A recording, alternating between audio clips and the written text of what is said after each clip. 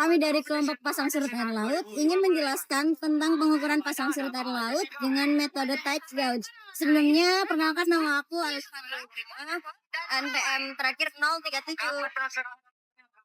Perkenalkan, nama saya Bayu Aji Pratama, NPM saya yaitu 030. Perkenalkan, nama saya Muhammad Hafiz Kairan dengan NPM terakhir 023.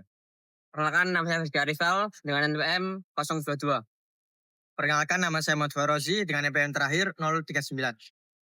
Perkenalkan, nama saya Naila Fauzia Zafira dengan NPM terakhir 043. Perkenalkan, nama saya Sun Rafli Mardika dengan NPM terakhir 186. Perkenalkan, nama saya Muhammad Fasika Nur Fauzan dengan NPM terakhir 024. Perkenalkan, nama saya Muhammad Faris Fataila dengan NPM 136. Halo, perkenalkan nama saya Fatihah Iba Fisya Fitri dengan NPM 24035010042. Assalamualaikum warahmatullahi wabarakatuh. Halo teman-teman semuanya, pada kesempatan kali ini kita akan membahas mengenai pasang surut air laut dan juga pengukurannya menggunakan alat yang bernama tight gauge. Sebelum itu, saya akan memperkenalkan 3 narasumber kita pada hari ini. Narasumber yang pertama yaitu mahasiswa dari Teknik Geodesi. Narasumber yang kedua yaitu mahasiswa Oceanografi. Dan juga narasumber yang ketiga adalah mahasiswa Teknik Sipil. Selain itu, akan ada 5 penanya dalam sesi kita kali ini. Tanpa berlama-lama, mari kita lanjut ke sesi selanjutnya. Jadi, pasang surut air laut adalah naik turunnya permukaan air laut dikarenakan oleh daya tarik gravitasi bulan dan matahari. Pemodelan pasut itu sangat penting karena untuk pembangunan pelabuhan dan perencanaan wilayah pesisir. Selain faktor gravitasi, kondisi lokal seperti bentuk pantai dan laut juga berpengaruh. Di dalam penelitian ITERA, data pasut yang digunakan untuk menentukan muka air rata-rata atau disebut dengan mean sea level yang sangat penting sebagai acuan vertikal di dalam pemetaan dan konstruksi. Dalam bidang teknik sipil, pasut atau pasang surut sangat penting digunakan untuk perencanaan pembangunan di wilayah pesisir seperti dermaga, tanggul laut, serta jembatan. Jika salah memperkirakan pasang surut, maka resiko kerusakan bangunan akan sangat tinggi.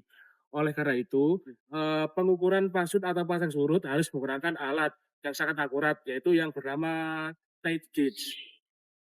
Setelah kita mendengarkan penjelasan dari ketiga narasumber kita tersebut, sekarang kita masuk ke sesi pertanyaan. Oke, Mas Hafiz, di sini aku mau nanya, bagaimana sih cara kerja tight gauge dalam mengukur permukaan laut? Jadi, tight gauge itu kerja dengan sensor tekanan dan pelampung yang merekam secara terus-menerus. Lalu dikoreksi dengan tekanan udara dan pasang surut air laut sehingga diperoleh data atau informasi yang akurat terhadap perubahan muka air laut. Jadi, seberapa sering data pasut harus dicatat agar akurat? Jadi data pasut biasanya dicatat setiap menit atau setiap beberapa detik, tergantung sistemnya. Penelitian ITERA merekomendasikan pencatatan minimal setiap 1 jam untuk keperluan analisis jangka panjang. Jadi, apakah pasang surut itu hanya dipengaruhi oleh bulan dan matahari? Bagaimana menurut Mas Bayu? Menurut saya, tidak hanya itu. Faktor lokal seperti bentuk topografi dasar laut, angin, dan tekanan udara juga berpengaruh. Itulah mengapa setiap lokasi punya pola pasang surut yang bisa berbeda-beda.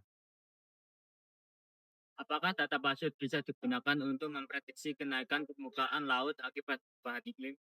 Ya, karena tight gauge itu jangka panjang dan bisa menunjukkan perubahan kenaikan air laut secara global. Lalu NASA mencatat bahwa data ini sangat penting untuk memantau dampak perubahan iklim. Nah, menurut Anda, bagaimana hubungan antara data pasut dengan pembangunan pelabuhan di Indonesia? Menurut saya, data pasut menentukan kedalaman, minuman, dan maksimum air laut di dermaga, sehingga sangat penting untuk keselamatan kapal yang keluar masuk pelabuhan. Setelah diskusi panjang yang telah kita lakukan sebelumnya, dapat disimpulkan bahwa Pasang surut air laut dipengaruhi oleh gravitasi bulat, matahari, serta faktor lokal. Yang kedua, tide gauge merupakan alat penting untuk merekam data pasang surut air laut secara akurat. Yang ketiga, data pasang surut air laut sangat penting digunakan, yaitu untuk pemetaan, perencanaan konstruksi, navigasi kapal, serta perubahan iklim. Jadi, saran saya sebagai mahasiswa, khususnya mahasiswa teknik sipil, kita perlu mendalami mengenai data pasang surut air laut guna membangun pesisir alam Indonesia yang lebih aman dan berkelanjutan.